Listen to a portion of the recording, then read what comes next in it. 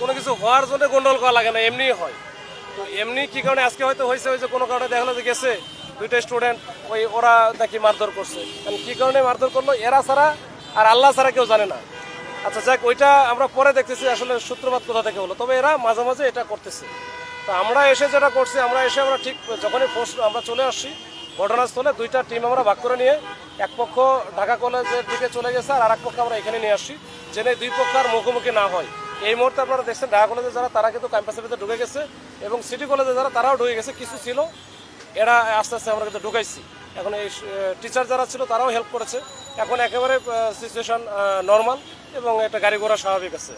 এটা হচ্ছে ঢিল লাগে আহত হইতে পারে, এই আহত আমাদেরও ঢিল লাগছে, ওদেরও লাগছে। যখন দুই পক্ষে যখন হচ্ছে ঢিলাঢিলি হয় তখন কিছু আহত হতে পারে, তবে এটা ওই রকম উল্লেখ করার মতো কিছু না।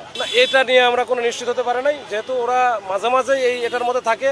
এটা কোনো একটা স্পেসিফিক কারণ আমার লাগে না, আমার মনে হয় এটা কি কারণে লাগছে এটা আমরা পরে খতিয়ে দেখছি। ঠিক আছে।